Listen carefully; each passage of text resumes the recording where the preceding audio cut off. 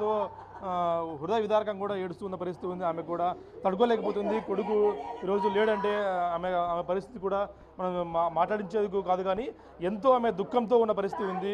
ఆమె తట్టుకోలేకపోతుంది. బాధ మురళి మా దగ్గర లేడు అన్న దాన్ని తట్టుకోలేకపోతుంది. ఆమె నిన్న సాయంత్రం కూడా వీడియో కాల్లో మాట్లాడిన కొడుకు ఇప్పుడు లేడనే తాటికి తట్టుకోలేకపోతున్న పరిస్థితి ఉంది.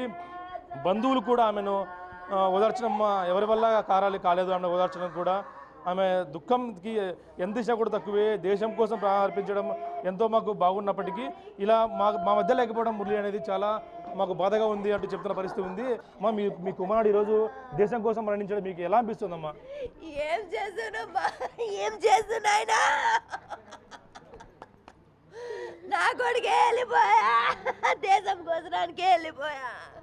మాకు చూసేవాళ్ళు ఎవరు ఉండేదే ఒక్కడికి వెళ్ళిపోయా. స్వామి మీరే న్యాయం చేయండి స్వామి. మీతో మా వీడియో కామన్నప్పుడు ఏం చెప్పాడమ్మా? బాగా హ్యాపీగా ఉన్నాడా? ఏం లేదు అమ్మ, నేను బాగున్నానమ్మా ఇట్లని అన్నా. బాగున్నాడు. సరేలే బేటా నువ్వు బాగుండ్రా ఇట్లని నేనంటే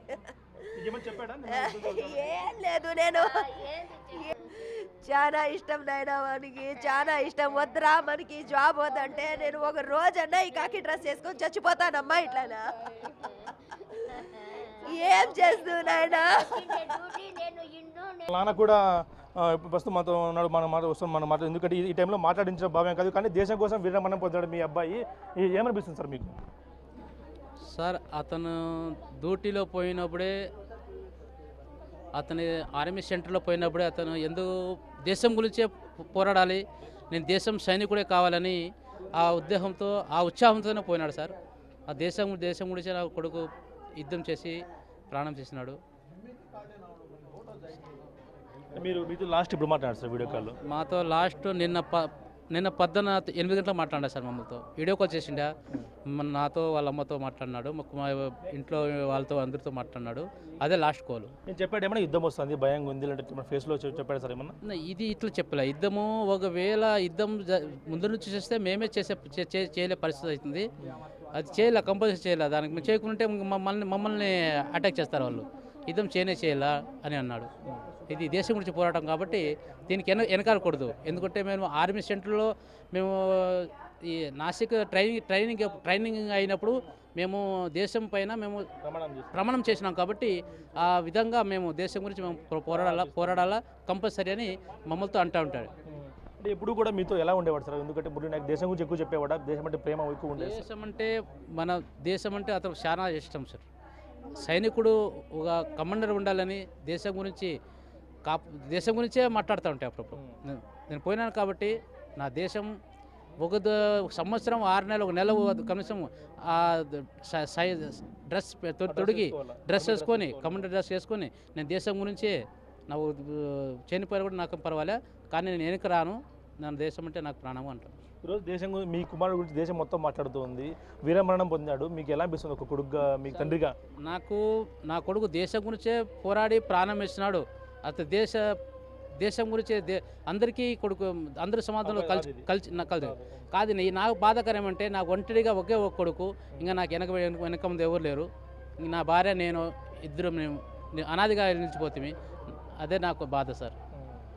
దేశం మొత్తం మీ వెంట ఉంటుంది. ఎవరు మీరు బాధపడే అవసరం లేదు. మీ దేశం ఇండియా 130 కోట్ల జనాభా కూడా మీ వెంట ఉంటుంది. ఎక్కడ బాధపడే అవసరం లేదు. చూస్తున్నాం అయితే దేశం కోసం ప్రారంభించడం మాకు సంతోషంగా ఉన్నప్పటికీ కాకపోతే ఒక్కొక్క కుమారుడు దూరం అవ్వడం చాలా బాధ కలిగిస్తున్నట్టు చెప్తున్న పరిస్థితి ఉంది. వారి ఓదార్చడం కూడా ఎవరి వల్ల కావడం లేదు. వారి దుఃఖాన్ని వస్తున్న దుఃఖాన్ని కూడా ఆపుకుంటున్న పరిస్థితి ఉంది. వారి కళ్ళలో వస్తున్న బాధను కూడా దిగమింగుకొని దేశం కోసం ప్రారంభించడం మాకు ఎంతో సంతోషంగా ఉన్నప్పటికీ ఇలాంటి అవకాశం అందరికీ రాదు. దేశ భక్తుడు అని అనిపించుకోవడం అందరికీ రాదు అంటూ చెప్తున్న పరిస్థితి ఉంది. వీడియో నుంచి ప్రసాద్ బిగ్ టీవీ జిల్లా గోరంట్ల నుంచి. మీ మురళీ నాయక్ మీ మామ ఏదైతే ఉన్నాడో వీరమరణం పొందాడు, ఎలా అనిపిస్తుంది మీకు? మురళీ నాయక్ ఫస్ట్ క్లాస్ నుంచి డిగ్రీ వరకు మా దగ్గరే చదివాడు. మేమే అతనికి చిన్నప్పటి నుంచి చూసుకున్నాము. వాళ్ళ అమ్మ నాన్న కూలీ నాని చేసుకొని ఆ పిల్లోని చదివిచ్చినారు, ఫీజులు కట్టారు. మురళికి ఆర్మీ ఉద్యోగం అంటే చిన్నప్పటి నుంచి చాలా ప్రాణం. వాళ్ళ అమ్మ నాన్న కూడా అనేవాళ్ళు, మనకు ఆర్మీ ఉద్యోగం వద్దు, ఏదో మనం కూలీనాలి చేసుకొని బతుకుందాము అని అనేవాళ్ళు. కానీ మురళీ నాయక్ ఒకటే అనేవాడు, ఏమంటే అమ్మ నేను ఒక్క రోజైనా డ్రెస్ వేసుకొని అయినా చనిపోతాను, కానీ ఆర్మీ ఉద్యోగం అయితే నాకు కావాలి. నేను చనిపోయేటప్పుడు నా ఒంటి మీద భారతదేశపు జెండా కప్పాలమ్మా. అంత ప్రేమ దేశం అంటే ఉండేదా? దేశం అంటే చాలా ప్రేమ. వాళ్ళ అమ్మ నాన్న ఎంత వద్దు అనుకున్నా కూడా నాకు ఆర్మీనే కావాలి అనుకునే వ్యక్తి సార్. ఈరోజు నేను మాట్లాడుతున్నది వాళ్ళ మామ, మెయిన్ మామని. చాలా కష్టపడి చదివించాం సార్ ఆ అబ్బాయికి. ఆఖరికి మెడికల్ టెస్ట్ జరుగుతున్నప్పుడు గుంటూరులో మొత్తం ఉద్యోగం వచ్చేంత వరకు మేమే సహకరించాం అతనికి. చిన్నప్పటి నుంచి బాగా చూసుకున్నాం. ఈరోజు దేశం కోసం చనిపోవడం అనేది ఈరోజు మాకు బాధగానే అనిపిస్తుంది. కాకపోతే ఇలాంటి ఒక నాయకుడు చనిపోయినందుకు మొత్తం దేశం అంతా బాధపడుతున్నారు. నేను ఒకటే రిక్వెస్ట్ చేస్తున్నాను మోదీ సార్కి కానీ, అలాగే అమిత్ షా సార్కి కానీ, పాకిస్తాన్ వాళ్ళకి వీళ్ళంత తొందరగా వాళ్ళని అంశం చేస్తే బాగుంటుంది అని నేను అనుకుంటున్నాను. ఎందుకంటే ఈరోజు మా ఇంట్లో ఒక జవాన్ ఇండియన్ ఆర్మీ చనిపోవడం జరిగింది. ఈరోజు ఆ తల్లి కడుపు అనేది ఎంతగా బాధపడుతుంది. ఓకే, మనం ఈరోజు అందరూ సహకరిస్తున్నాము, అందరికి సపోర్ట్ చేస్తున్నాము, మేమున్నాము, అది ఓకే. ఒక తల్లి కడుపు ఎంత విలవిలలాడుతున్నది అనేది అది చెప్పుకోలేని ఒక బాధాకరమైన విషయము. సో మురళీ నాయక్ చనిపోవడం చాలా బాధాకరమైన విషయం. భారతదేశపు కోసం తను పోరాడి చనిపోయాడు. అది మాకు చాలా సంతోషంగా ఉంది.